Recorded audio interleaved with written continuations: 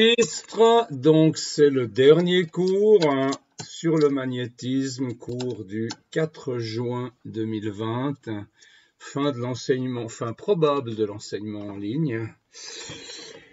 Et aujourd'hui le sujet c'est le moteur électrique. Ok. Alors dans les lois qu'on a vues, laquelle pensez-vous qu'on pourrait utiliser pour expliquer le fonctionnement du moteur électrique? Qu'est-ce qu'on a vu comme loi? On va peut-être les reprendre un petit peu parce qu'on en aura besoin tout à l'heure. On a vu, l'expérience d'Ørsted, ça donne pas lieu à une loi. Par contre, on a vu la force de Laplace. Ok, la force de Laplace, elle vous est donnée par I L cross B, où L est un vecteur dans la direction du conducteur orienté selon le courant. Et puis, on avait vu une autre loi. On avait vu la force de Lorentz pour deux fils en parallèle. Donc ça, c'était mu L I1, I2 sur 2pi fois la distance. On avait vu le champ magnétique pour un fil qui était mu sur 2pi fois le courant sur la distance. On avait vu le champ magnétique pour une bobine qui était mu Ni, où N est le nombre de spires, divisé par la racine de 4R carré plus la longueur au carré. Et on avait fait deux approximations pour la bobine longue et pour la bobine plate. Et puis, on avait vu, pour finir, la force de Lorentz. Et la force de Lorentz, elle était donnée par la charge fois la vitesse, produit vectoriel avec le champ magnétique. Alors, si maintenant vous deviez essayer de comprendre le fonctionnement d'un moteur électrique, laquelle de ces lois vous utiliseriez? Grand silence.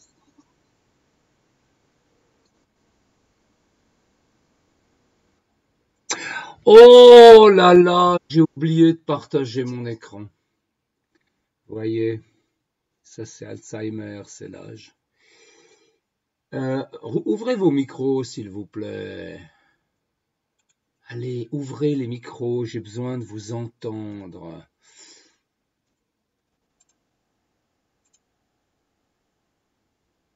Vous ouvrez vos micros. Voilà. Ok, là vous voyez mon écran maintenant, c'est bon? Voilà. Et là donc, c'est ce que j'ai écrit pendant que vous écoutiez, que vous ne voyez pas ce que j'écrivais. J'ai écrit un certain nombre de lois, de formules qu'on a vues dans ce cours sur le magnétisme. On avait la force de Laplace, ILB.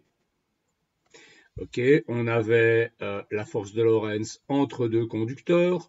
On avait le champ magnétique d'un fil, le champ magnétique d'une bobine et la force de Lorentz qui s'exerce sur une charge Q en mouvement. Alors, qu'est-ce qu'on pourrait utiliser pour étudier le moteur électrique? Qu'est-ce que vous pensez de ces lois que j'ai écrites là? Il y en a une qui est clairement la loi qui va nous permettre de comprendre le moteur électrique.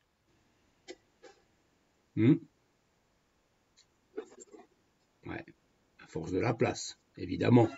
Parce que dans un moteur électrique, vous allez faire passer un certain courant. Et ce courant, vous allez vous arranger pour avoir une configuration de champ magnétique qui est adaptée. Et donc ce courant, dans un champ magnétique, va générer une force. Et cette force, c'est celle qui va faire tourner votre moteur. D'accord? La force de Laplace, exactement. Je sais faire, hein. C'est pas vrai. Bon. Alors, un moteur électrique, si on veut observer comment ça fonctionne, on va prendre ces petits schémas-là, et puis on va les refaire. Enfin, non, on peut les étudier comme ça finalement, hein, vous avez ça dans le cours. Donc ça, c'est un modèle rudimentaire de moteur électrique. Hein. Les moteurs électriques modernes, ils sont pas construits comme ça. Par contre, si vous voulez faire un moteur électrique qui marche à la maison, ben, vous pouvez construire ce genre de choses. Alors, voyez, qu'est-ce qu'on a? On a un aimant en forme de U. Les aimants en forme de U, c'est pratique parce qu'on a toujours un pôle au bout de la pièce de métal et l'autre pôle à l'autre bout. Donc si on tord la pièce de métal, qu'on met le pôle nord au-dessus du pôle sud, eh bien on obtient là une configuration de champ magnétique qui est verticale. Le champ est dirigé vers le bas. Alors, qu'est-ce que je vais faire? Oui, je vais faire ici le dessin vu de dessus. D'accord? Je vais faire une vue du moteur, enfin déjà du champ magnétique, une vue d'en haut. Hein. Je regarde depuis en haut et je vois mon champ magnétique qui rentre dans la feuille.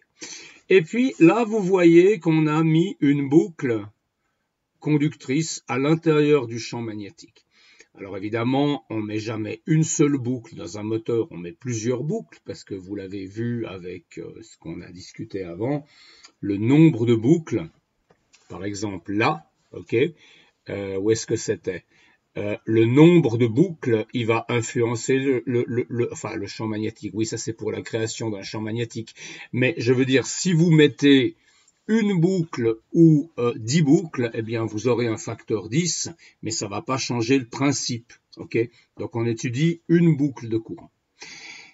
Et dans cette boucle, qu'est-ce qu'on aimerait? Eh bien, on aimerait que notre moteur il se mette à tourner, par exemple, comme ça. Okay.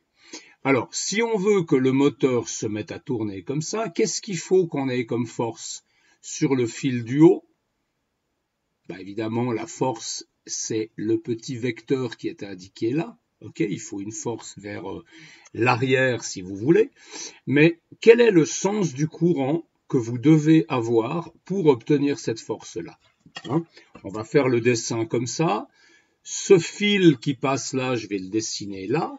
Sur ce fil, j'aimerais avoir une force de la place qui agit dans cette direction pour faire tourner cette bobine, pour faire passer cette partie-là, pour la faire tourner derrière, comme ça. Quel est le sens du courant qu'il nous faut? Règle de la main droite, comment vous faites ça?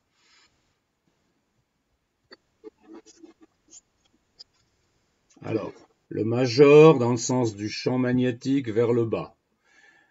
Et puis, si tu veux la force vers le haut, si tu veux la force vers le haut, il faut avoir le courant qui va vers la droite. On est d'accord? On est d'accord avec la position de ma main là? Ok. Donc ici, vous devez avoir un courant qui va vers la droite. Vous devez avoir un courant qui va dans ce sens-là. Vous voyez la flèche que j'ai dessinée? Ok. Est-ce que maintenant, le courant, il va dans ce sens-là? Alors, ce dessin-là, il est un peu pourri. Hein. Ce dessin-là, il n'est pas terrible. Ce dessin-là, il vous dit quoi? Il vous dit que, ah oui, le fil du haut, il est connecté, ça c'est une partie qui tourne en même temps que le moteur. Cette partie, elle contient un isolant au milieu, c'est la partie noire, et puis il contient des contacts en haut et en bas. Et ces contacts, à leur tour, ils vont toucher les fils d'alimentation. Okay? Donc là maintenant, on a le plus qui est ici en contact avec la partie supérieure de cette espèce de cercle, okay? Et la partie supérieure, elle est en contact avec le fil. Puis ensuite, le fil, il revient en contact avec la partie inférieure, et la partie inférieure, elle touche le fil qui va au moins. D'accord? Alors, est-ce que le sens du courant est le bon dans ce cas-là? Qu'est-ce que vous en pensez? Le sens du courant, il va comment? Il va du plus au moins, le courant. Ouais. Ouvrez vos micros. Okay? Donc si le courant va du plus au moins, ça veut dire qu'on a un courant qui part de là, qui parcourt la boucle, qui revient et qui va au moins. Ok? Maintenant, sur le bas de la boucle, qu'est-ce qu'on a sur le bas de la boucle? Là, le courant, il va dans l'autre sens. Alors, qu'est-ce que ça veut dire au niveau de la force? Eh bien, si vous avez le courant qui va dans ce sens-là, le champ magnétique qui va vers le bas comme avant, la force, cette fois-ci, elle va vers l'avant, pas vers l'arrière. Okay? Et donc, vous voyez que sur le fil du haut, vous avez une force qui pousse la boucle vers la gauche. Sur le fil du bas, vous avez une force qui pousse la boucle vers la droite. Okay? Donc, les deux forces, elles concourent à faire tourner le moteur. Pourquoi est-ce qu'elles concourent à faire tourner le moteur? Parce que le champ magnétique, il a toujours la même direction, mais les courants dans une boucle, évidemment, ils vont dans un sens, ils reviennent dans l'autre. Et ça vous change le sens de la force, qui fait que vous avez réellement un couple de forces qui va mettre en rotation votre système. D'accord? Ça, c'est la première phase du fonctionnement d'un moteur. Ok? Donc, il y a une boucle avec ces contacts qui distribuent le courant. Alors, la phase suivante, ces forces, elles ont agi sur la boucle, elles l'ont fait tourner un petit peu. Ok? Et on arrive dans une situation ici où la boucle est à l'horizontale. Si dans cette boucle à l'horizontale, il y avait des forces de Laplace qui agissaient, ces forces de Laplace, elles agiraient comment? Elles agiraient comme d'habitude. Celle-là, elle agirait comme ça. Celle-là, elle agirait comme ça. Et qu'est-ce que ça aurait comme effet sur la boucle, ça? Ça la ferait tourner ou ça l'arrêterait? Ça l'arrêterait. Ok? Pour cette raison, quand le moteur arrive dans cette position-là, quand le rotor, parce que cette partie-là du moteur, c'est ce qu'on appelle le rotor, c'est la partie qui tourne. Évidemment, c'est un rotor rudimentaire, mais c'est quand même un rotor. Ok? Donc, quand le rotor se trouve dans cette position-là, on coupe le contact. C'est-à-dire que la pièce qui est devant, vous voyez, elle est faite de manière que maintenant les contacts qui vont au plus et au moins touchent l'isolant noir au milieu, et donc il n'y a pas de courant qui passe dans la boucle. Alors la boucle, qu'est-ce qu'elle fait? Elle a été poussée par une force dans la première étape, et puis ici, comme elle a une certaine masse, elle continue à tourner par inertie. Mais il n'y a pas de force qui agit dessus dans cette étape-là. D'accord? Parce qu'on a déconnecté la boucle avec ce système de contacteurs. Ok? Et puis après, qu'est-ce qui se passe? Eh bien, votre boucle, maintenant, alors l'angle est un peu compliqué à voir. On est dans une situation où on va parcourir un demi-tour du moteur. De la situation 1 jusqu'à la situation 5, on parcourt un demi-tour. Ça veut dire que la boucle qui était en haut ici, elle a avancé un peu, elle est venue là, et maintenant elle est en bas. Ok? On a presque fait un demi-tour. Cette boucle, elle est en bas. Eh bien, sur la boucle en bas, on veut une force dans cette direction pour que ça continue à faire tourner le moteur. D'accord? On veut une force dans cette direction. On veut donc comme force ce petit vecteur qui est là. Mais le sens du courant, c'est quoi? Si on avait laissé le même sens du courant que là, ici, on aurait eu une force vers l'arrière, pas vers l'avant. Ok? Donc, si on veut que le moteur continue de tourner, il faut inverser le sens du courant. Et pour inverser le sens du courant, il y a justement ce machin-là qui maintenant est en contact avec les pôles plus et moins, mais de manière différente. Le dessin, il n'est pas très très clair. Je vais peut-être vous le refaire, mais il faut que je trouve des couleurs. Allez, je vais dessiner en vert la partie haute du contacteur. Et la partie haute du contacteur, vous voyez qu'elle tourne. La partie haute du contacteur, maintenant, elle est en bas. Ok? Et là, elle est complètement en bas. Et le contacteur, maintenant, il fait quoi au niveau du fil? Quel est le sens du courant dans cette boucle-là?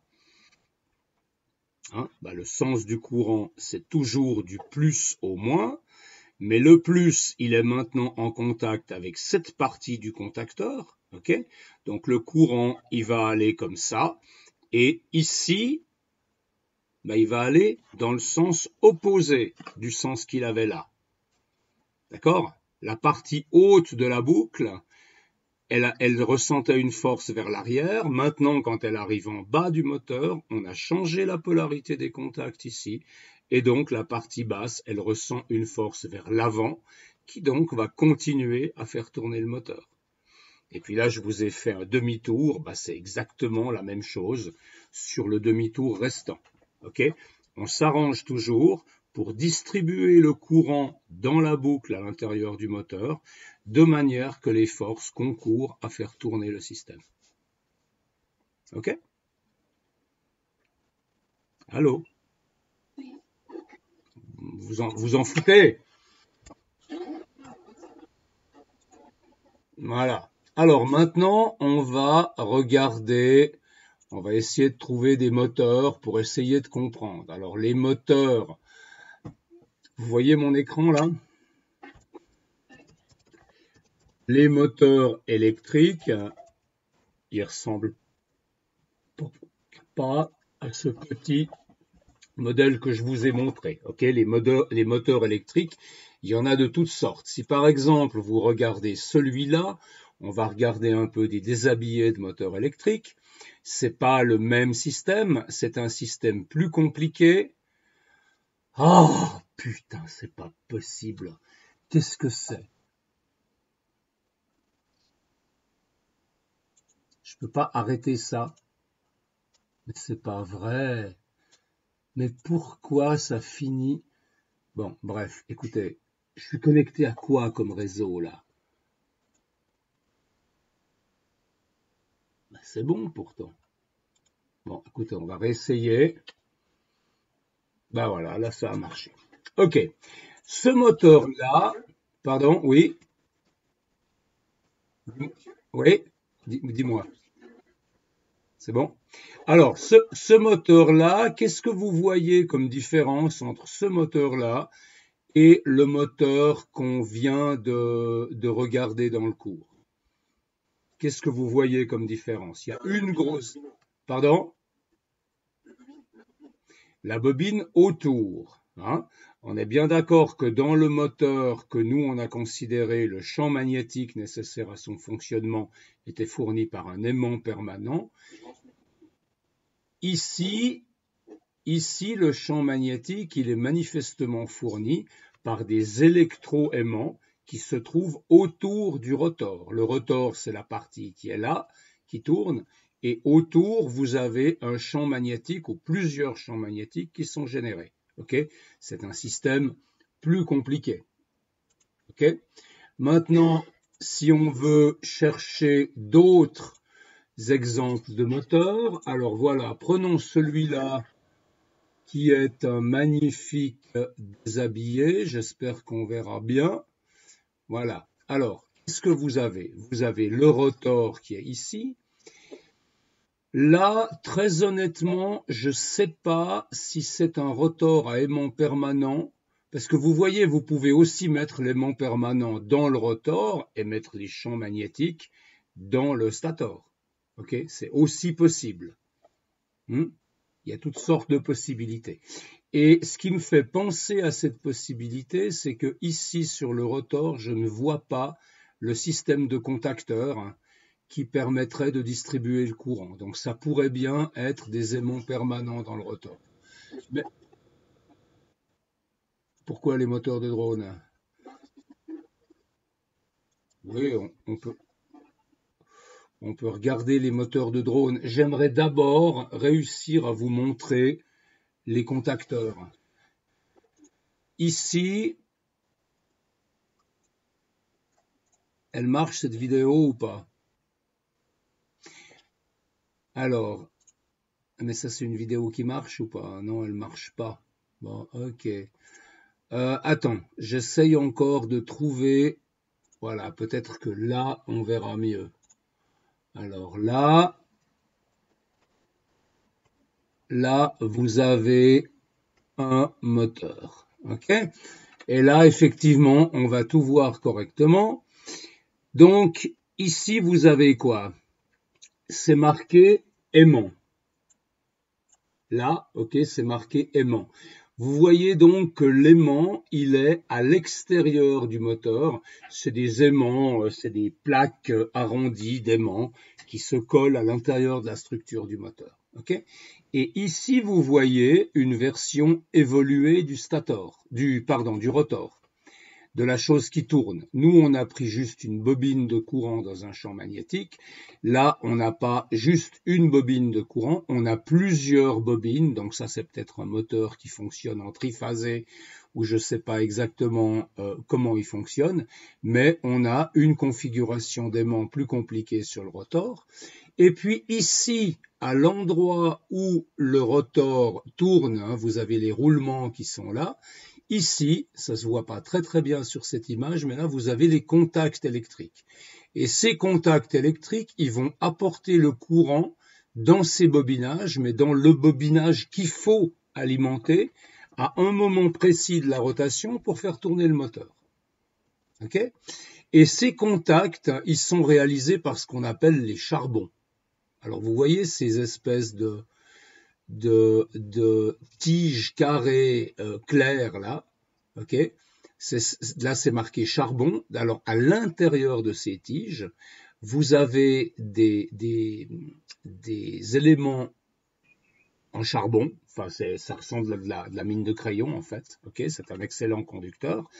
Et puis ces éléments, ils sont placés là. Derrière, il y a un ressort qui les appuie sur l'axe. Et c'est grâce à ces charbons que le contact électrique est établi pendant la rotation du moteur entre les contacts qui sont sur le rotor et puis l'alimentation du moteur qui passe par ce fil-là et par ce fil là derrière. Vous avez un charbon de chaque côté, évidemment. L'autre, il est là. OK? Vous voyez ça? On va essayer de voir hein, si je fais charbon moteur. Voilà, vous pouvez les acheter, les charbons. C'est le seul truc qu'on doit changer sur un moteur électrique. OK? Donc, c'est des machins que vous devez changer. Et vous voyez la gueule que ça a, c'est ça. C'est des petits éléments en graphite dont le bout frotte contre l'axe de rotation du rotor. Donc, comme ça frotte, ça s'use. Et puis, au bout d'un certain temps, il faut les changer. Voilà. Et puis, peut-être qu'on trouvera un joli petit déshabillé. Malheureusement, j'ai pas vraiment préparé ça avant. Donc là, vous avez que les charbons. Ah, voilà. Finalement, une image de qualité. Mais ouais, j'accepte. Ah, putain. Ah, voilà. Vous voyez, là, vous avez une très belle image. Vous avez le rotor qui est ici avec son axe. Là, il y a les roulements à billes. Et puis là, sur l'axe du rotor, vous avez tous ces contacts. Alors évidemment, ça c'est des moteurs qui sont beaucoup plus difficiles à calculer et à concevoir, parce que vous n'avez pas juste une boucle, mais là, vous avez le nombre de boucles de courant que vous avez là-dedans, c'est le nombre de contacts divisé par 2. Vu que pour chaque boucle, il vous faut 2 contacts, qui sont donnés par les 2 charbons qui se trouvent un ici et un en face. D'accord? Et puis quand vous faites tourner, eh bien alternativement, le courant est distribué dans le sens qui convient, dans l'électroaimant qui convient. D'accord? C'est bon? Alors, il y en avait un qui voulait, Timothée voulait voir les moteurs de drone. Bah, c'est la même chose, hein, simplement les moteurs de drone, ils sont optimisés pour avoir une puissance maximale et un poids faible. Alors, je ne sais pas ce qu'ils utilisent comme technologie, mais en gros, c'est toujours un peu la même histoire. Si vous regardez, allez, viens Brigitte, pourquoi ça me le montre pas? Ah là là là là là là. Bref, si vous regardez ce moteur-là, vous voyez, il y a des aimants permanents autour, et vous avez au centre un rotor qui est moins long enfin, qui est plus étroit que les autres rotors, parce que on a des contraintes de place sur un drone, ok? Mais là aussi, vous voyez des bobinages qui, qui forment des électroaimants. Ouais,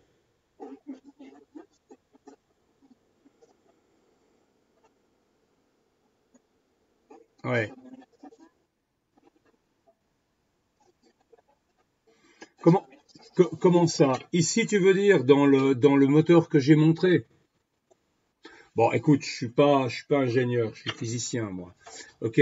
Mais si tu veux l'équivalent de ce que tu vois là en termes de mon schéma, hein, l'équivalent de ce que tu vois dans ces moteurs de drone, je vais te retracer ce dessin-là.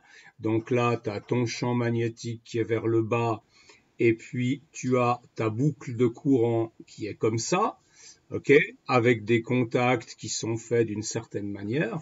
Eh bien, si tu voulais maintenant améliorer ce moteur, qu'est-ce que tu ferais?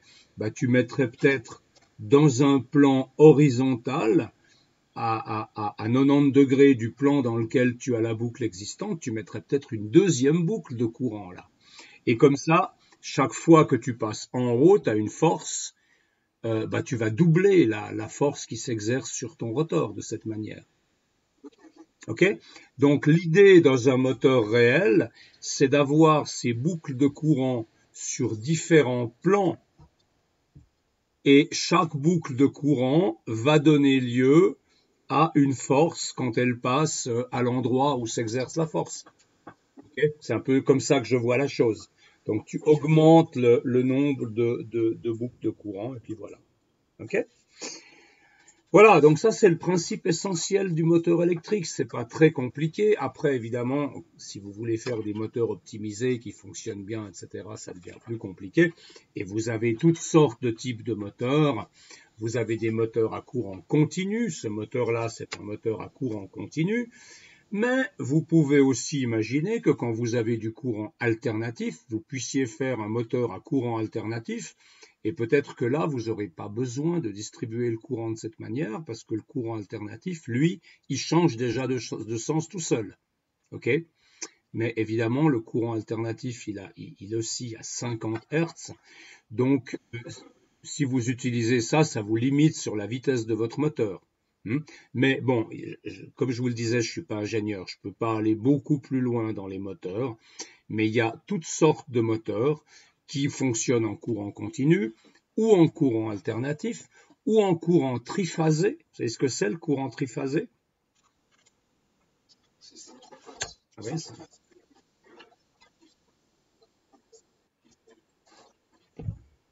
ouais, mais comment ça marche?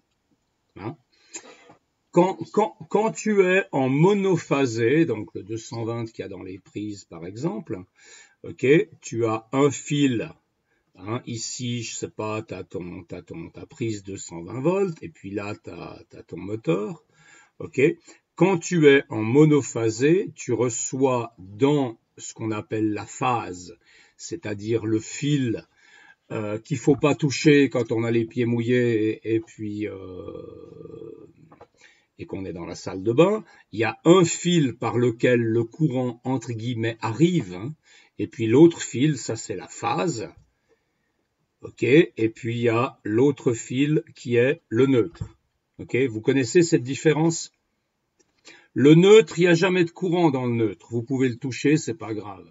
Si vous touchez le neutre avec un tournevis qui détecte le courant, il va pas s'allumer. Par contre, là, c'est la phase. C'est là que vous avez le courant qui arrive. Okay, donc, si vous mettez un fusible pour protéger une installation, vous allez évidemment le mettre sur la phase et pas sur le neutre. C'est une gravissime erreur que de mettre une protection sur le neutre, parce que si la protection pète à cause d'une surcharge, eh bien votre système, il est encore relié à la phase, donc ça reste dangereux. Okay, donc identifiez toujours les deux fils comme la phase et le neutre. Donc il y a une phase, c'est du monophasé, c'est un signal qui oscille à une fréquence de 50 Hz. Le triphasé, c'est quoi? Bah, le triphasé, c'est 3 phases. OK? Donc, quand vous avez du triphasé, vous avez une phase P1, une phase P2, une phase P3. Et puis, vous avez un neutre, mais qui ne sert pas à grand-chose. Pourquoi il ne sert pas à grand-chose? Parce que quand vous avez du triphasé, vous envoyez des signaux qui sont décalés dans chacune des phases. Okay? Donc, le premier signal, il va être comme ça. Okay? Je prends une oscillation complète là. Le deuxième signal, il aura une oscillation complète peut-être là, donc à un moment différent. Et le troisième signal, il aura de nouveau une oscillation complète qui est déphasée. Alors je ne sais pas si j'ai fait mon dessin correctement, j'ai essayé, mais ce n'est pas évident. Qu'est-ce qui se passe quand vous déphasez de 2 pi sur 3 chacun de vos signaux? Eh bien, il se passe que maintenant, si vous faites la somme des 3 signaux électriques, c'est une somme de tension électrique, donc c'est une somme normale, c'est même pas une somme vectorielle. Qu'est-ce que vous voyez? Ici, vous avez 0, là, vous avez moins, allez, disons que ça c'est 10, là, vous êtes à moins 5, là, vous êtes à plus 5. Donc, le résultat, c'est 0. Ces 3 signaux-là, à cet endroit-là, s'annulent. Et puis ici, vous avez quoi? Alors là, mon dessin est raté, parce que normalement, si j'avais fait le dessin juste, écoutez, on va chercher sur Internet parce que le dessin, il n'est pas facile, comme je vous le disais. OK? Si je tape triphasé, voilà, j'obtiens ça. OK? Et ça, c'est le dessin que je voulais faire, mais qui est fait un peu mieux ici. Vous voyez que vous avez la première phase, qui est un sinus, avec une longueur de 1/50e de seconde. La phase 2, elle est décalée de 360 sur 3, c'est-à-dire 120 degrés. Et puis la troisième phase, elle est décalée de, encore une fois, 360 sur 3, donc elle est décalée de 240 degrés. Et si maintenant vous faites la somme de ces 3 signaux, vous verrez qu'en tout point, la somme est 0. Okay?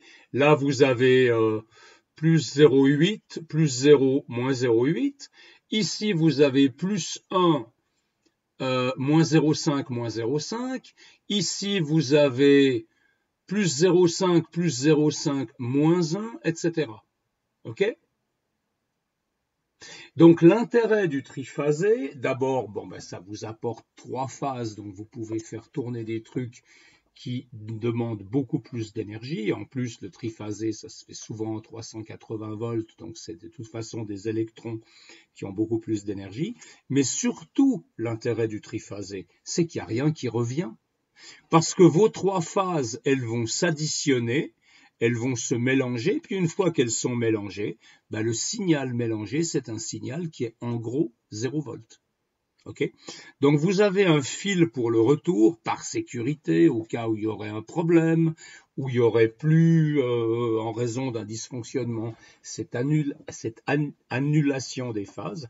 Mais en principe, quand le système fonctionne bien, le fil de retour, il rapporte aucune tension. D'accord? C'est ça le triphasé. Voilà. Alors, ouais.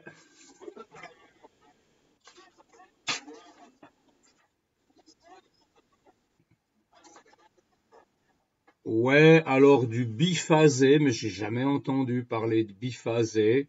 Ce serait une histoire comme ça. Attends, il faut que je me remette. Là. Le biphasé, ce serait une histoire comme ça, où tu as 2 phases P1, P2, et puis ces 2 phases sont en opposition. Elles sont l'opposé l'une de l'autre, donc si tu fais la somme, t'as rien sur le neutre.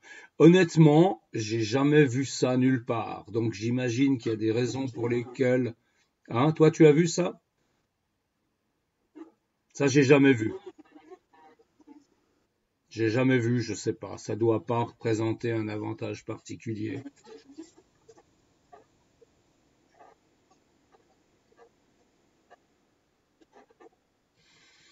Le triphasé, c'est plus difficile à produire. Et puis, c'est quand même du courant qui est souvent plus important parce que ça alimente l'industrie principalement, les usines. Et donc, ça, c'est un truc qu'on a plus réservé à l'industrie qu'au ménage, c'est tout.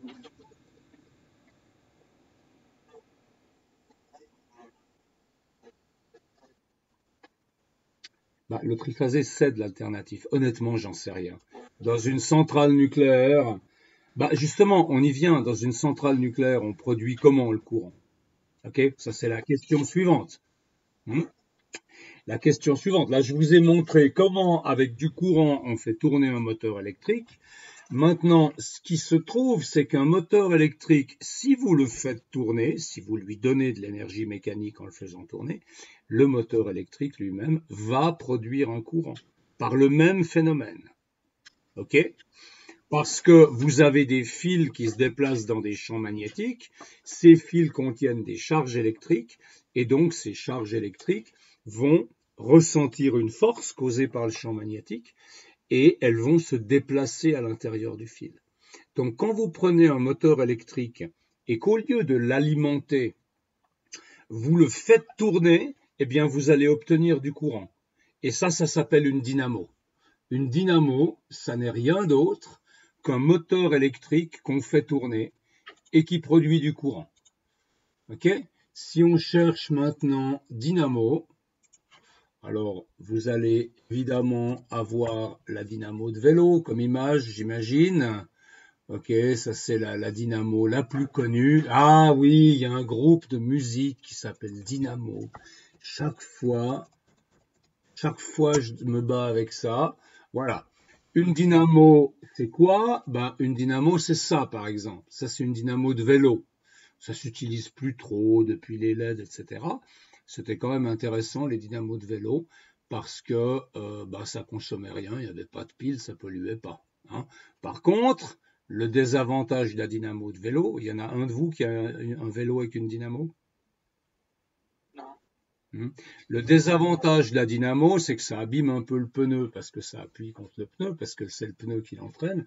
Mais surtout, quand vous allumez la dynamo et que vous la mettez sur le pneu, bah, vous sentez que vous devez pédaler plus fort. Pourquoi vous devez pédaler plus fort? Parce que cette dynamo, elle a besoin d'énergie mécanique pour produire de l'énergie électrique. Donc, elle ne va pas tourner facilement. Ok, donc ça vous freine un peu. Hmm. Et puis, comment est-ce que... Voilà, c'est ça. Sur les anciens vélos, c'était comme ça. OK?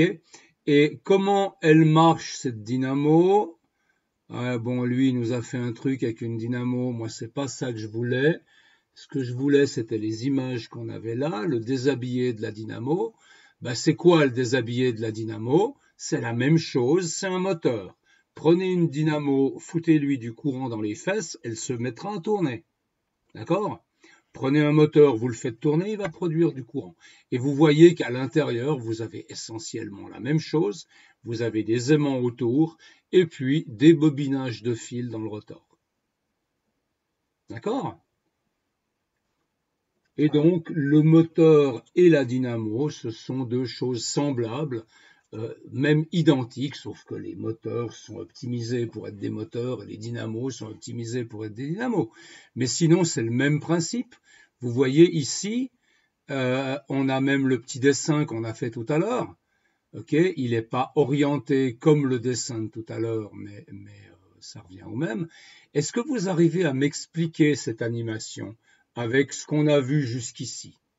Hein, vous arrivez à me dire d'abord la direction du champ magnétique sur cette illustration, elle est comment?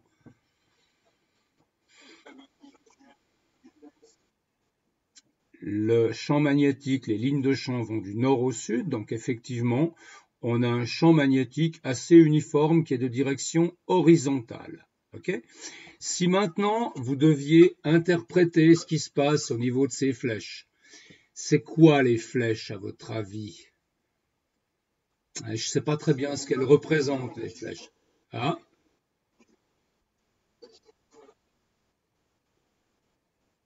alors, ici, on pourrait essayer, non pas avec la force de Laplace, mais avec la force de Lorentz.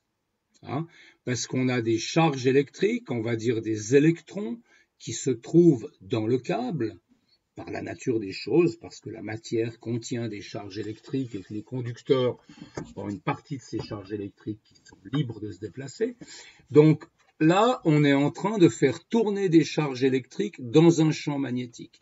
Donc la vitesse des charges électriques, elle est dans quel sens quand le moteur tourne?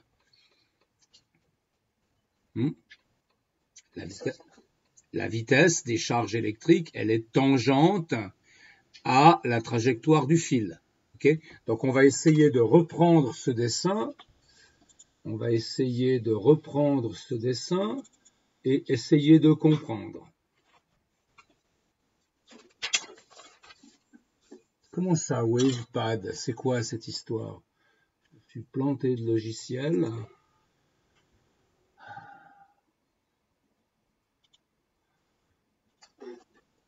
Ouais, je sais pas ce que c'est, heureusement que c'est pas un truc crade.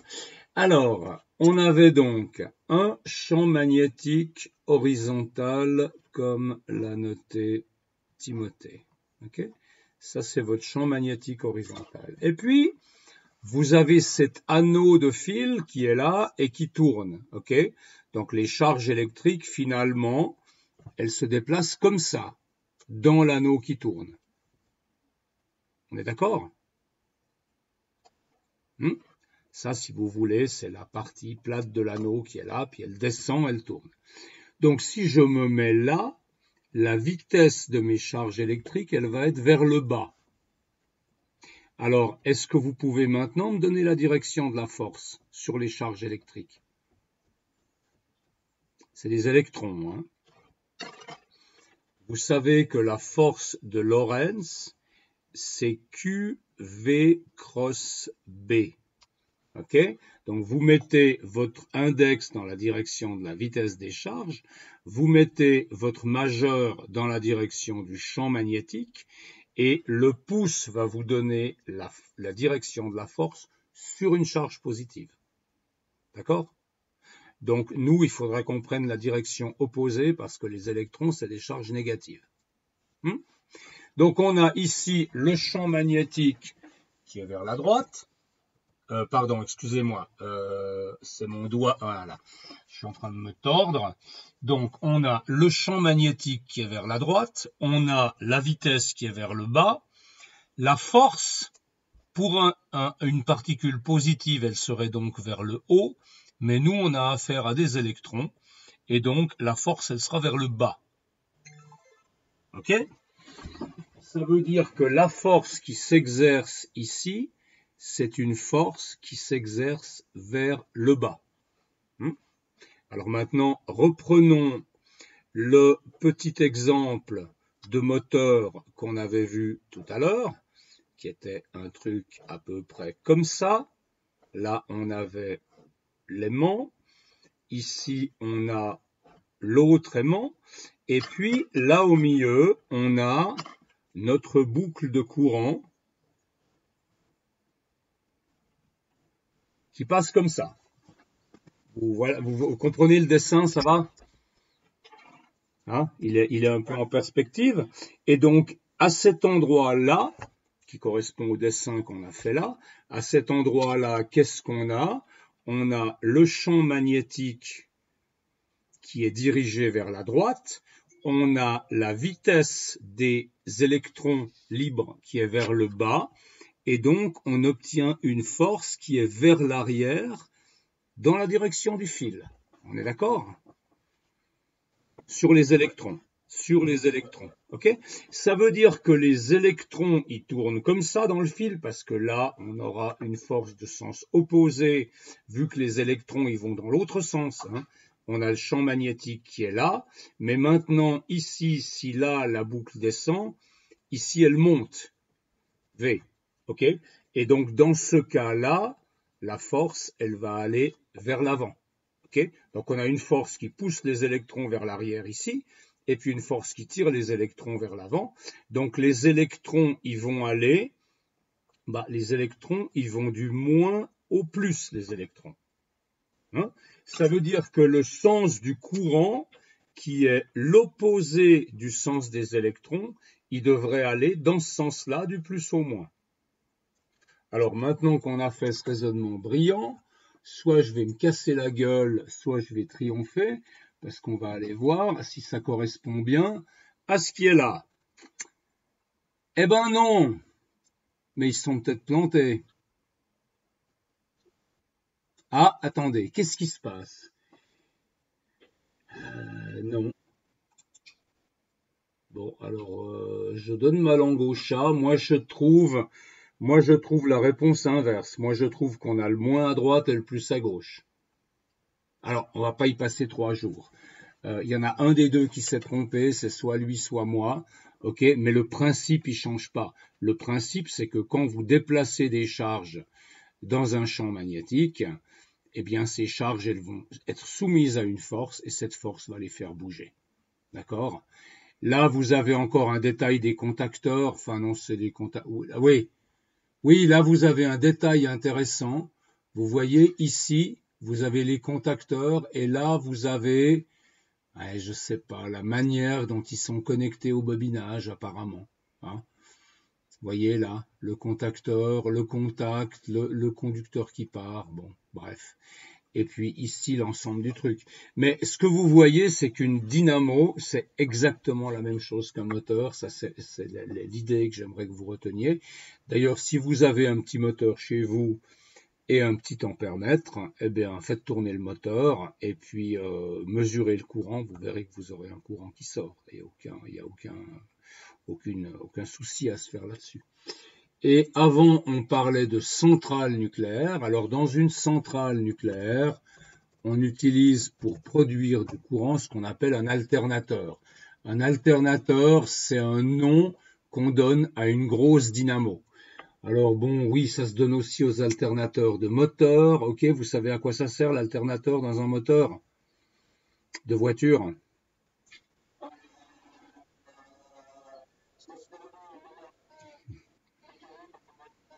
Ouais, mais si tu parles à Marcello, ton garagiste, tu lui parles comme ça.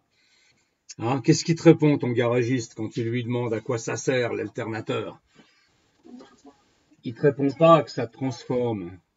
Il te répond que ça sert à charger la batterie. Okay, parce qu'une batterie de voiture, une batterie, ça dure pas longtemps. Si vous laissez les phares allumés, en quelques heures, elle est vide.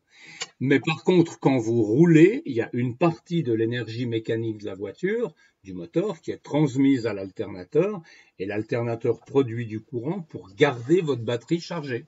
De manière que quand vous... Oui, c'est une dynamo. C'est une dynamo, mais qu'on appelle un alternateur. Et les alternateurs, alors ici, ils veulent pas. Donc, on va dire alternateur central nucléaire. Au moins, on en verra des gros. Ok, un alternateur de centrale nucléaire, c'est un bordel comme ça. D'accord? Là, vous avez. Ouais, ouais, ouais. Et vous avez quelque part sur l'image, sauf erreur, vous avez un mec. Ben là, vous avez une porte. Donc, vous voyez la taille de la chose. Ok?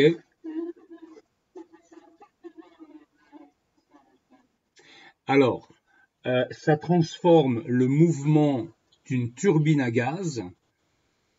C'est-à-dire que là, probablement, je suis pas certain, mais disons, je vois ces gros tuyaux qui ont l'air d'être isolés, qui pourraient peut-être être les tuyaux qui amènent la vapeur sous pression. Parce qu'une centrale nucléaire, ça sert à chauffer de l'eau. Et quand l'eau est chaude, elle se transforme en vapeur. En se transformant en vapeur, il y a une forte pression qui se crée parce que la vapeur, ça prend plus de place que l'eau. Et alors cette vapeur sous pression, on l'envoie dans une turbine. Tu vois ce que c'est une turbine? C'est probablement ce truc-là, la turbine, mais j'en suis pas certain. Une turbine, c'est une roue à aube. C'est une roue à aube qu'on fait tourner avec un fluide ou avec un liquide ou un gaz qui tourne. Ok? Donc voilà, les turbines. Ça c'est des turbines d'aviation. Alors les turbines à gaz. Ah là là, turbines à gaz. Voilà, c'est des systèmes comme ça.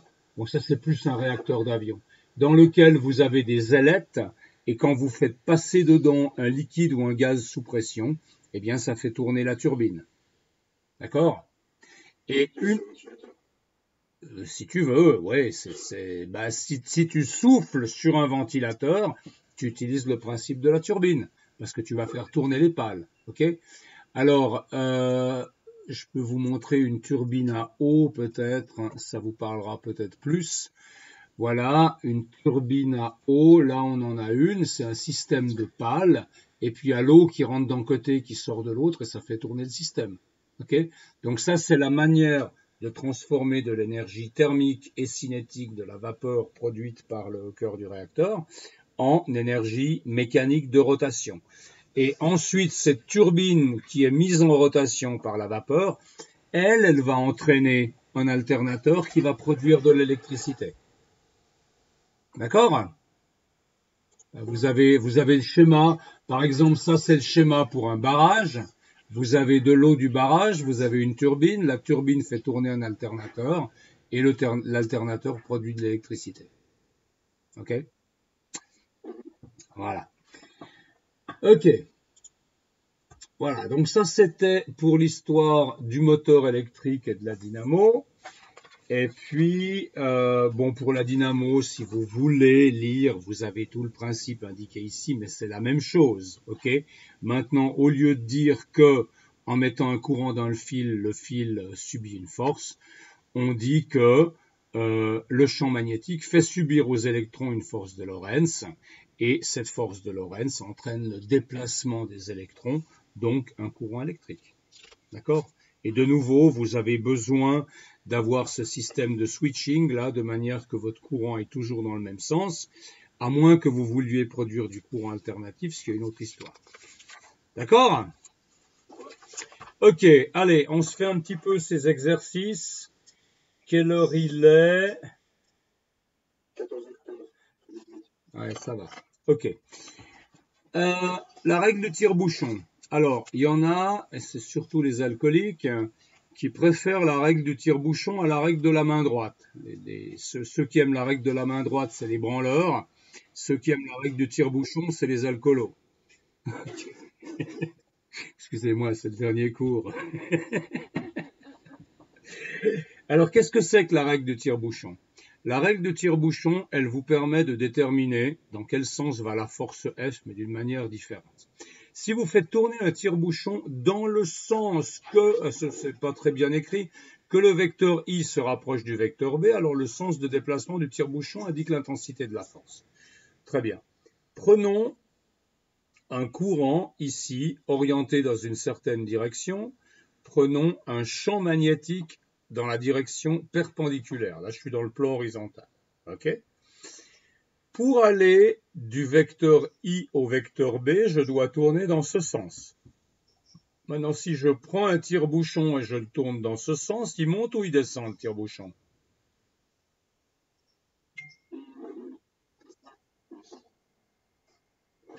Mais non, écoutez les jeunes, quand vous vissez, c'est comme ça. Quand vous vissez, le tire-bouchon, il descend. Quand vous dévissez, le tire-bouchon, il monte. Donc ça vous donne une force vers le haut. OK? Et si vous avez un champ magnétique ici et un courant orienté comme ça, eh bien maintenant pour aller de I à B, vous devez tourner dans ce sens. Ça c'est le sens dans lequel on visse. Et donc le champ magnétique, il va vers le bas. Pardon, pas le champ magnétique, la force. La force, elle va vers le bas. D'accord? Alors c'est juste une autre règle que la règle de la main droite. Parce que si je reprends ça avec la règle de la main droite, j'ai I qui va vers l'avant, j'ai B qui va vers la gauche, j'ai la force qui va vers le haut, c'est juste. Et puis là, j'ai I qui va vers la droite. J'ai I qui va vers la droite, j'ai le champ magnétique qui va vers l'avant, donc la force, elle va vers le bas. C'est bien correct. Ok? C'est juste pour vous montrer qu'on a une autre règle, la fameuse règle du tire-bouchon. Ça, on va pas le faire. Ça, on va regarder rapidement dans la table CRM des valeurs de champ magnétique pour avoir une idée de ces valeurs. Alors, si je prends champ magnétique, c'était à la page... Non, il faut que je cherche. Si vous cherchez champ magnétique, il y a plein de choses dans cette table où on ne sait même pas. Champ magnétique, intensité, page 177 dans mon édition. Voilà. Là, vous avez dans la table quelques valeurs de champ magnétique connues, pour vous donner une idée. La plus petite valeur mesurée sous blindage, 1,6 par 10-14. Bon, dans l'espace interstellaire, 10-10 Tesla. Dans la galaxie, 3 par 10-10. Le champ magnétique terrestre, 0,5 par 10-4 Tesla. Pourquoi est-ce qu'on vous donne la composante horizontale? Je ne sais pas si vous avez compris ça. C'est parce que le champ magnétique, il n'est pas parallèle à la surface de la Terre. Le champ magnétique, il rentre dans la Terre avec un certain angle. Mais nous, avec une boussole, ce qu'on mesure, c'est uniquement la composante horizontale. Donc, on s'intéresse à l'intensité de cette composante horizontale. Hein? Après, si vous avez une ligne de transport, 765 kV, 4000 ampères, vous êtes à 16 mètres de la ligne, eh bien, vous avez un champ magnétique qui est d'intensité identique à celle du champ magnétique terrestre. Hein? Donc, si vous êtes sous une ligne de transport, même à 16 mètres des fils, et que vous utilisez une boussole, ça ne va pas bien marcher, parce que votre boussole, elle va être déviée par ce champ magnétique-là. D'accord? Télécouleur, ça émet des champs magnétiques, alors je ne sais pas si ça s'applique aux télé à LED, honnêtement, j'en sais rien. Terre, Soleil, un aimant permanent classique 10-2, mais les aimants qui sont devenus maintenant plus courants, c'est les aimants au néodyme. On fait presque plus d'aimants en fer, on fait des aimants en néodyme, et ça vous donne des champs jusqu'à 1,5 Tesla. Et puis après, vous avez les champs qu'on obtient dans les accélérateurs de particules autour de 1 Tesla. Un électroaimant, vous pouvez atteindre 20 Tesla. Un électroaimant supraconducteur, c'est-à-dire pour un matériau qui a une résistance électrique nulle à basse température, vous pouvez atteindre du 40 Tesla. Donc ça, c'est des choses, genre de choses qu'on utilise au CERN. Et puis, les champs magnétiques les plus intenses qu'on connaît, c'est les étoiles à neutrons, 10 puissance 8 Tesla, c'est absolument monstrueux. Moi, je me souviens quand je suis allé visiter la Big European Bubble Chamber il y a longtemps, quand j'avais votre âge. Vous savez, c'était la grosse chambre à bulles du CERN. Je vous ai déjà montré ça. Hein, je vais voir si je retrouve une photo. Quand je suis allé voir cette Bubble Chamber, je ne sais pas si on va trouver une photo de la chambre à bulles. Pourquoi actualité? Qu'est-ce que j'ai foutu? Pourquoi j'ai pas image? That Bubble Chamber. Voilà. Donc, quand on entrait vers la chambre à bulles, mais ouais, je sais pas, je vais prendre cette image-là peut-être.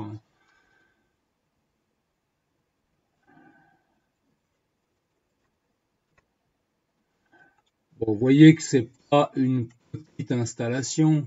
Hein.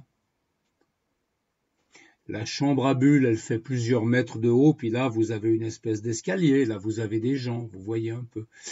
Là, on dirait qu'elle est démontée, la chambre à bulles. Hein. On dirait qu'ils viennent autour. Alors, en tout cas, moi, je me souviens que je suis allé là à l'époque où c'était en fonction. Et je me souviens plus, ça devait être c'était au niveau d'un escalier. Je sais pas si c'est celui-là ou là. Il y avait un escalier, puis il y avait une chaîne qui était là avec un crochet pour fermer l'accès. Eh bien, la chambre à bulles était en fonctionnement, donc le champ magnétique était actif. Et la chaîne qui était là, qui normalement servait à fermer l'espace, elle était verticale. Elle tenait debout, droite. C'était assez marrant, j'oublierai jamais ça. Et donc, je ne sais pas quelle était l'intensité de champ magnétique qu'on avait là-bas, mais c'était pas mal. Puis à l'époque, on ne se souciait pas beaucoup de ce que ça pouvait faire, mais a priori, ça ne fait pas grand-chose. Hein.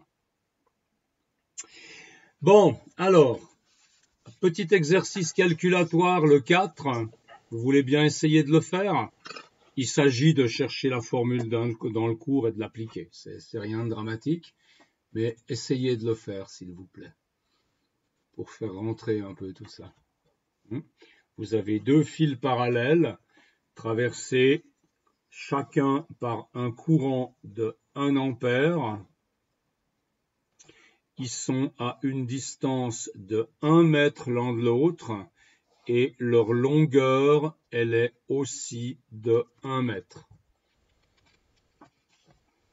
Alors, quelle formule vous utilisez? Bon, on peut faire ensemble aussi. Quelle formule vous utilisez pour ça? Allô, allô? Pourquoi vous avez tous fermé vos micros? Allô?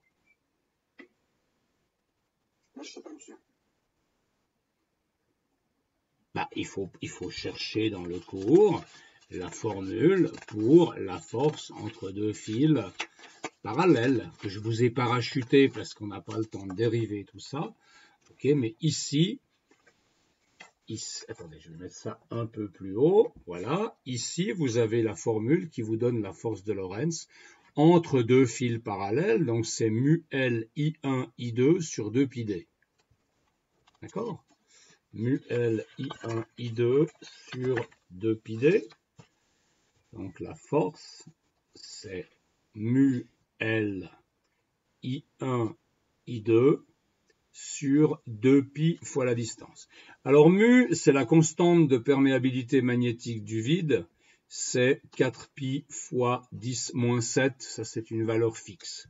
La longueur du fil, c'est 1, le courant 1, c'est 1, le courant 2, c'est 1, et puis vous avez 2 pi fois la distance qui est de 1. Ok, c'est un calcul d'une difficulté extraordinaire. Puis évidemment, les 4 pi et les 2 pi se broutent et ça vous fait une force de 2 par 10 moins 7 newtons. Vous voyez que c'est pas gigantesque comme force. Ok, c'est pas gigantesque, mais si vous avez des courants parallèles de plus grande intensité, plus proches que ça, etc., ça peut devenir important. Ok? C'est bon? Je vous entends plus les autres.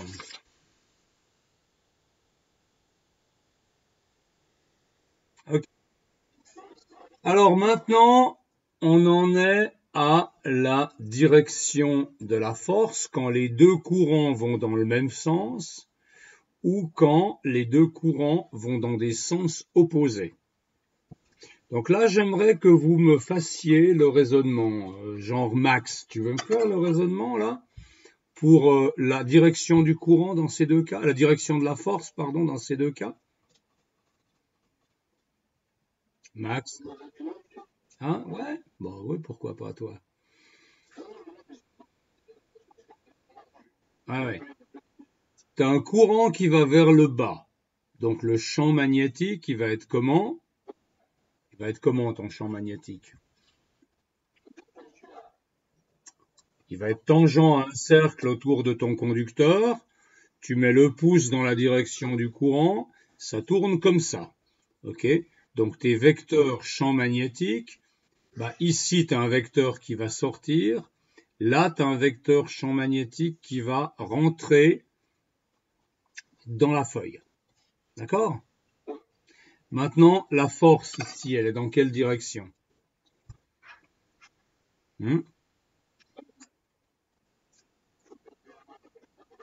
Voilà. En prenant un élément de longueur du conducteur ici, orienté dans le sens du courant. Alors, tu me donnes la direction de la force avec la règle de la main droite?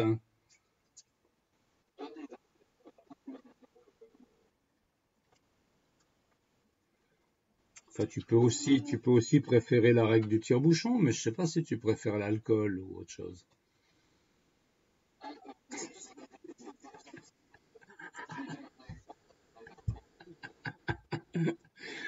Donc, tu te limites à la branlette. Ok. Alors, le fil orienté vers le bas, le champ magnétique, chaque fois à l'envers pour ces dessins, il faut que je me lève. Aïe, aïe, aïe, aïe, aïe, je me suis tapé le genou. Le champ magnétique qui va vers le bas, la force, elle est vers la gauche. Pardon, à droite. OK? Donc la force ici, elle est comme ça. Et puis maintenant, est-ce que quelqu'un d'autre peut me dire la force sur l'autre conducteur? Ou toi, Max, si tu veux? Bon, allez, ça y manège.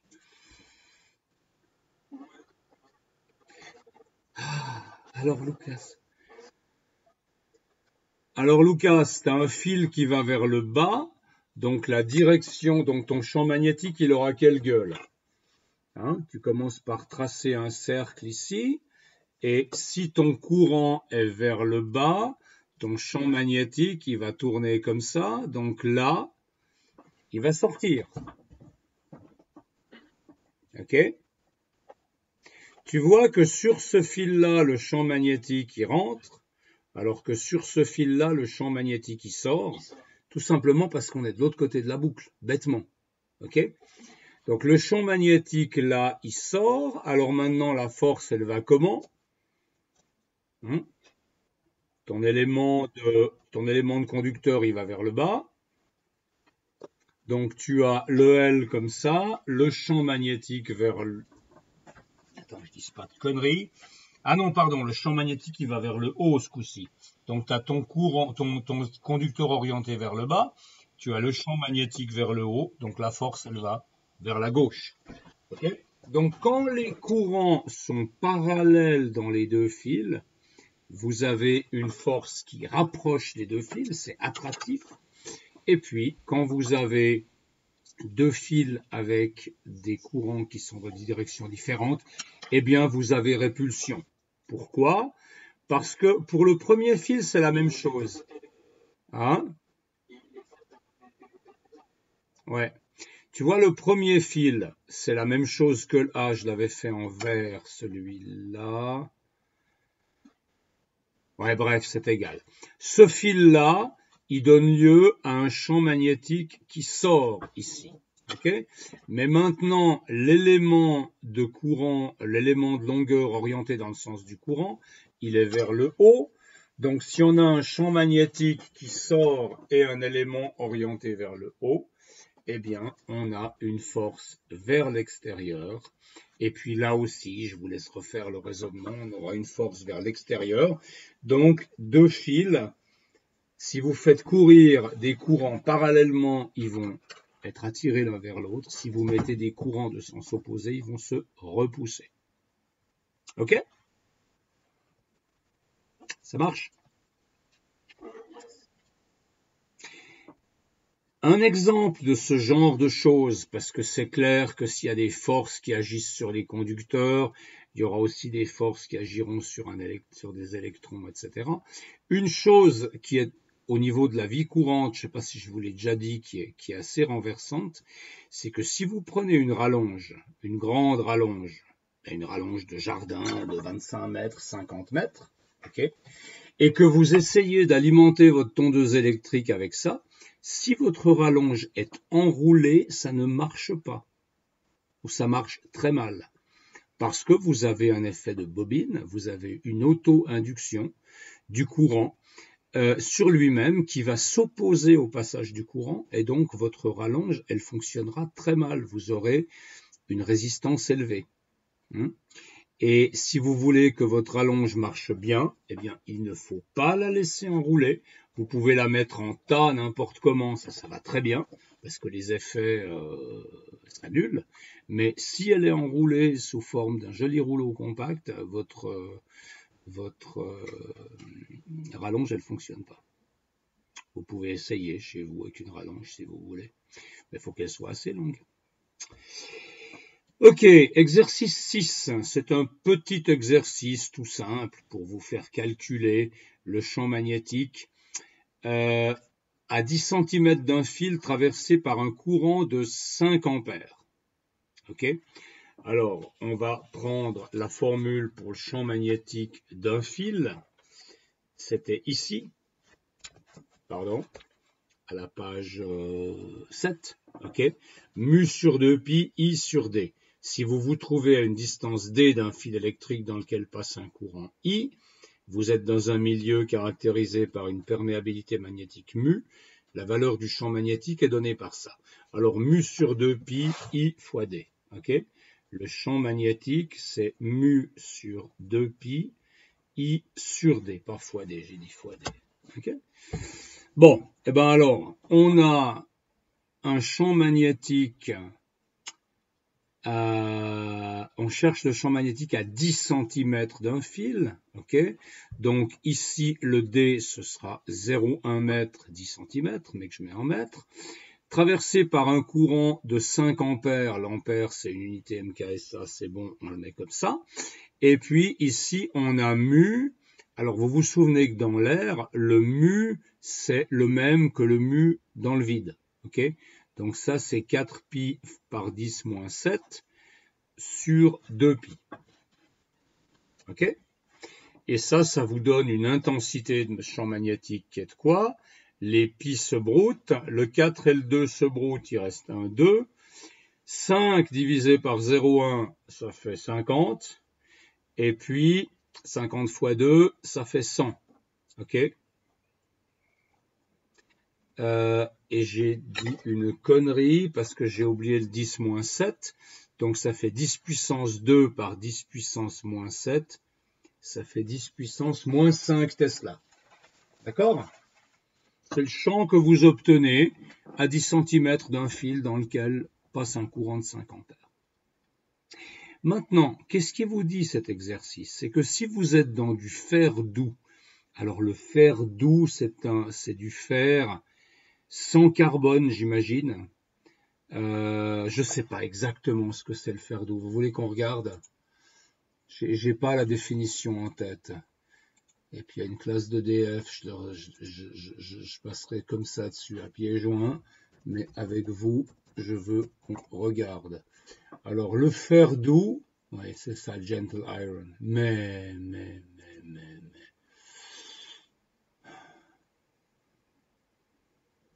Le terme.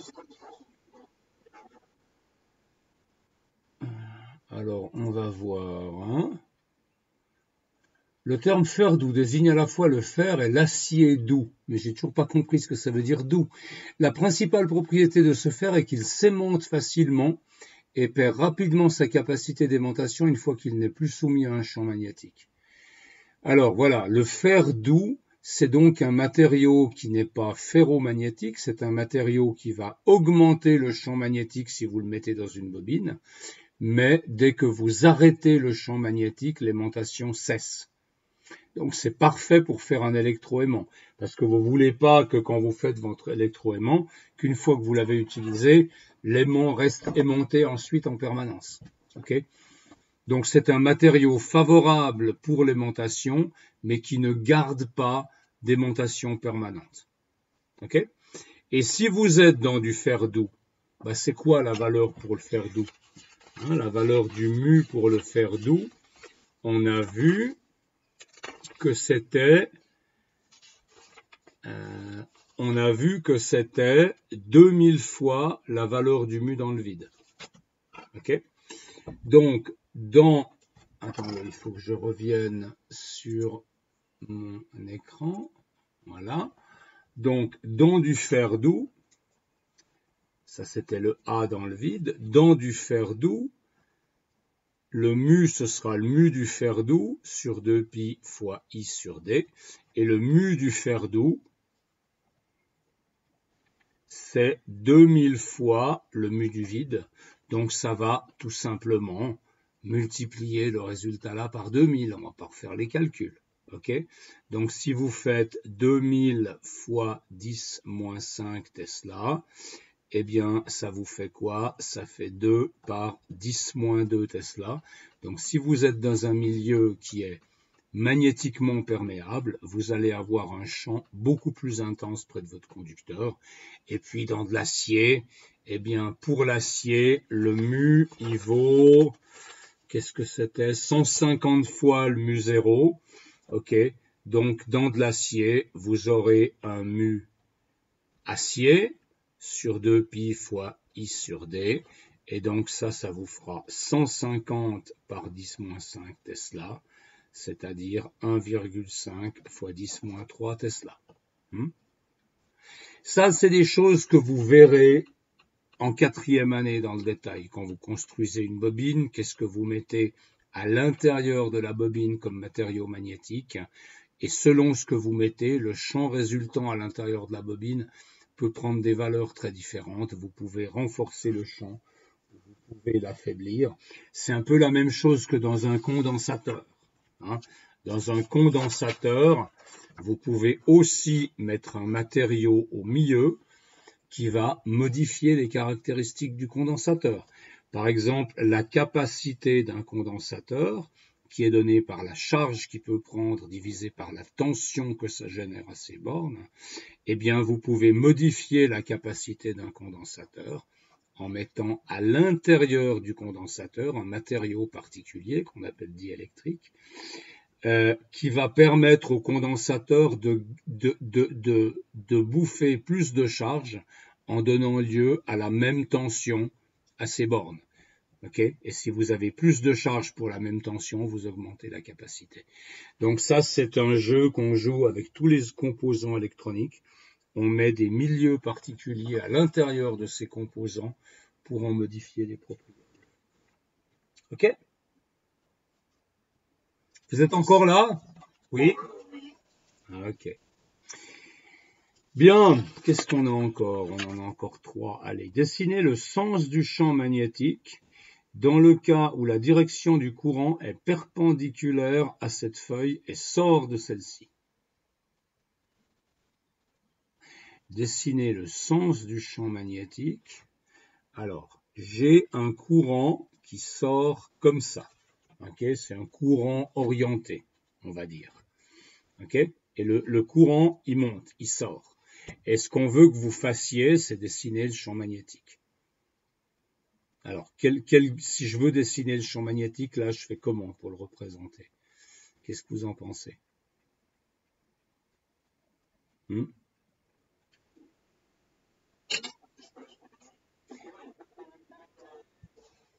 Le courant, il sort de la feuille. Le courant, il monte comme ça. Le champ, il va, tourner autour. On est d'accord, on utilise l'expression tout en sachant que le champ, il tourne pas vraiment. Ok, c'est un champ statique, mais d'accord.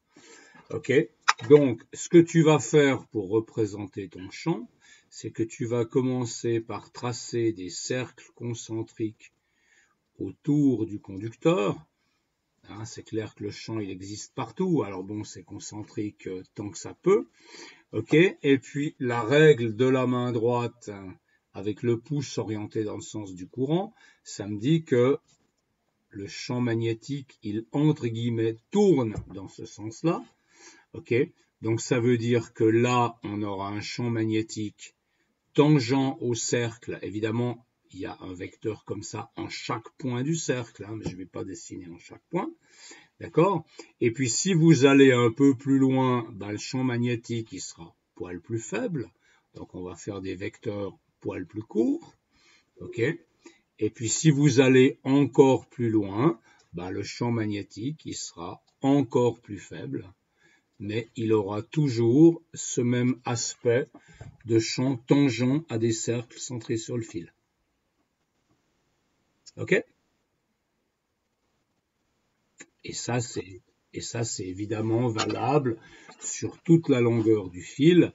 Donc, si vous avez un fil qui est comme ça, le champ magnétique de ce fil, en supposant que le courant aille dans ce sens, eh bien, le champ magnétique, ce seront des vecteurs qui sont tangents à des surfaces cylindriques. Vous voyez ce que je veux dire? Ok? Ce dessin-là, c'est simplement une coupe à un certain niveau qui montre un cercle, mais ça s'étend tout le long du fil. Ok? Goulette. Un électron à l'arrêt subit-il une force de Lorentz? Ah. Force de Lorentz, Q fois V cross B. Elle vaut combien la force de Lorentz sur un électron à l'arrêt? Ça devrait. Combien vaut la force de Lorentz sur un électron à l'arrêt? Bah, s'il est à l'arrêt, bah 0. Okay. Si l'électron est à l'arrêt, la force est de 0 newton. Okay. Il n'y a pas de force. Le champ magnétique ne provoque l'apparition d'une force magnétique que sur les charges en mouvement. Ok? Donc ici c'est 0, car si l'électron est à l'arrêt, la vitesse est nulle. Et puis voilà. Ensuite, un neutron peut-il subir une force de Lorentz? Pourquoi? Qu'est-ce que vous pensez? La force de Lorentz sur un neutron, elle va être donnée par quoi? Tada, tada, tada. Allez! Hein? Par le chaud? Comment par le chaud? Je comprends.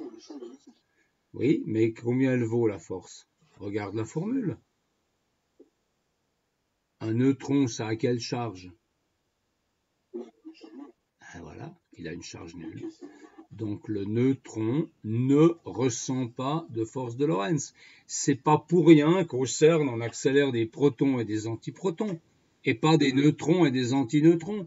Parce qu'un neutron, comment voulez-vous l'accélérer? Vous ne pouvez pas agir sur un neutron ni avec un champ magnétique, ni avec un champ électrique. Vous pouvez rien en faire. Les neutrons, ils se promènent.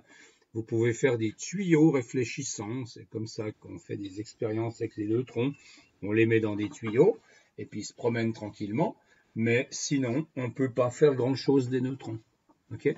Donc, il n'y a pas de force de Lorentz. C'est jamais utilisé dans les technologies liées au courant, etc. Quelle est la direction et le sens de la force subie par un proton si le champ magnétique est perpendiculaire à la feuille, son sens entre dans la feuille et le proton va de droite à gauche? Alors, perpendiculaire à la feuille et ça entre dans la feuille, ok? Ça, c'est le champ magnétique et c'est donc l'arrière de la flèche qu'on voit. Il va vers le bas, le champ magnétique. Hein? Et puis, on vous dit que le proton, il va de gauche à droite. Donc, la vitesse du proton, elle va comme ça. Est-ce que vous pouvez me dire quel est le sens de la force de Lorentz qui va agir sur ce proton? Je vous rappelle la force de Lorentz. C'est Q du proton fois V cross B. Donc, V, ce sera l'index. B, c'est le champ magnétique. Vers la droite. Non, c'est impossible que ce soit vers la droite.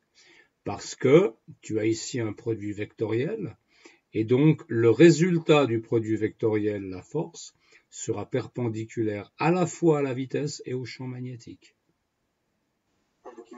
Ok? Donc, comme ton champ magnétique, il est là, ta vitesse, elle est là, ça définit un plan vertical, ta force, elle sera soit vers le haut, soit vers le bas. Mais elle va être de toute manière perpendiculaire au plan déterminé par les vecteurs V et B. Hein? Alors maintenant, il faut voir dans quel sens ça va.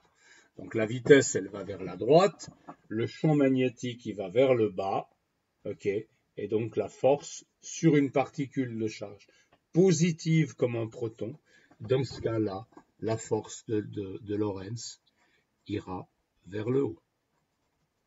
D'accord? Ok? Vous voyez, c'est pas la mort ces exercices. Hein? Et puis le 10, bah, c'est le dernier.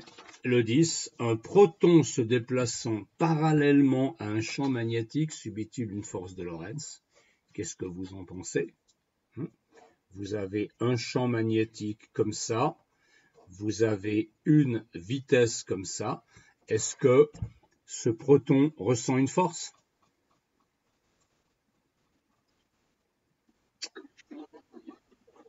Pourquoi il ne ressent pas de force? Ouais. Donc le produit vectoriel, il vaut 0 si les deux vecteurs sont collinaires. Le produit vectoriel, il est maximum quand les deux vecteurs du produit sont perpendiculaires l'un à l'autre, mais si les deux vecteurs sont parallèles, eh bien le produit vectoriel de ces deux vecteurs, ça vous donne le vecteur 0. Okay? Donc là, un proton qui se déplace parallèlement à un champ magnétique, il ne subit pas de force de Lorentz. Par contre, le proton qui se déplace perpendiculairement au champ magnétique, lui, il subit une force de Lorentz. Hein? Mais je vous rappelle que dans le cyclotron, par exemple, dans lequel on fait tourner des protons des tas de fois, eh bien là, le champ magnétique, il est comment? Le champ magnétique, il est soit vers le bas, soit vers le haut.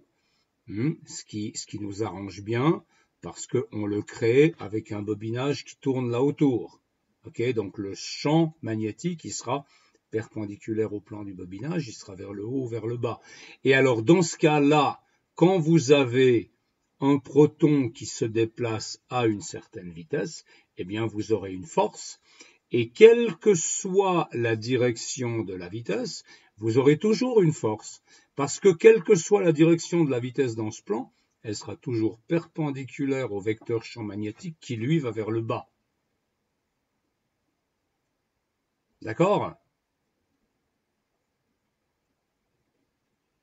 Pourquoi il n'y a plus personne qui cause? Qu'est-ce que vous faites? Bon, ouais.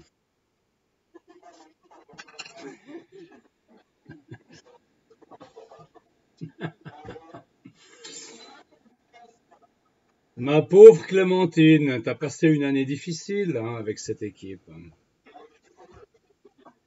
Hein?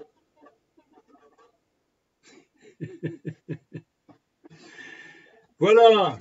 Alors moi j'ai fini.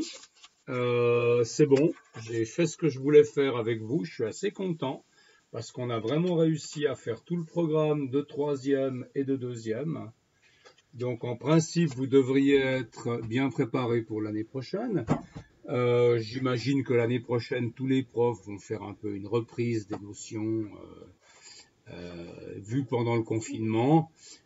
Ça va peut-être se limiter à une épreuve pour laquelle vous devrez un peu bosser, je ne sais pas, on verra. Ah oui, oui, bien sûr, bien sûr. Il y aura des épreuves en début d'année de révision de la période du confinement. Enfin, moi, je vais en faire en tout cas. Bah, ouais.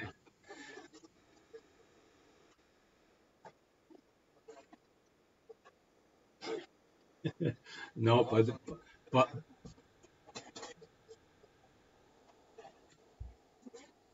Oui, mais oui, non, ce sera.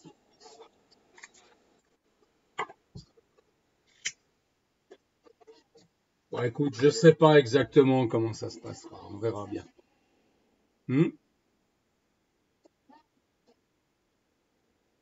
En, en quelle année? Oui, oui, oui, c'est normal, c'est normal. Et puis là, comme les profs ont enseigné de manière différente, etc., il y a peut-être eu des remises à niveau à faire. Enfin, on verra ça l'année prochaine. Voilà, mais moi j'ai terminé pour cette année. C'est donc la fin du cours. Il est 54, oui. La décision ne dépend pas de moi. En général, on évite de prendre le même prof pour la deuxième OS et la troisième OS parce que vous avez normalement le même prof en troisième et quatrième OS. Normalement, les profs d'OS, ils suivent troisième et quatrième.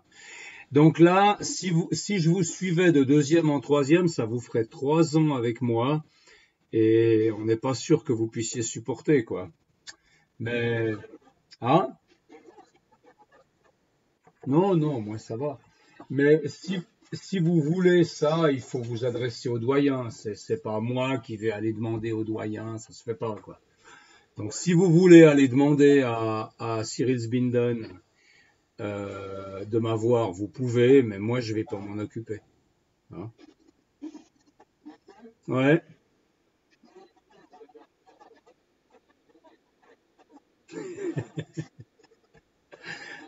tu payes?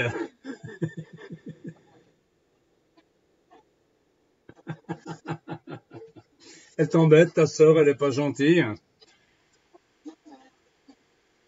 Hein?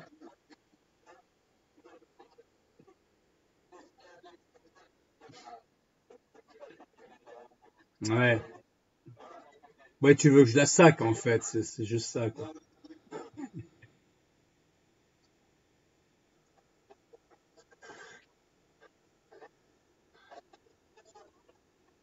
Non, mais il faut que je la casse, quoi, si je l'ai.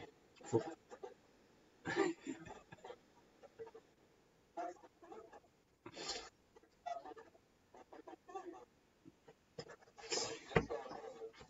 Bon, allez, moi j'ai un autre cours tout à l'heure, hein. Alors, ben, à plus, bon été, à l'année prochaine, et puis soyez pas sages, hein?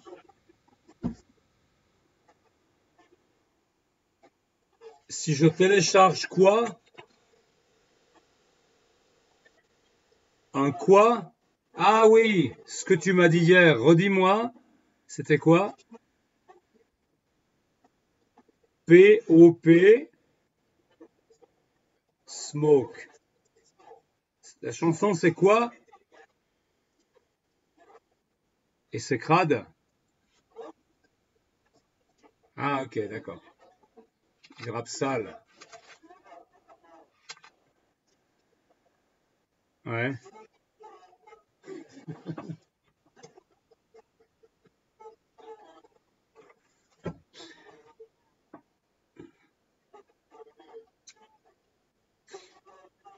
Bon, allez. Alors, j'écouterai Pop Smoke, ça marche. Je vais mettre ça tout de suite.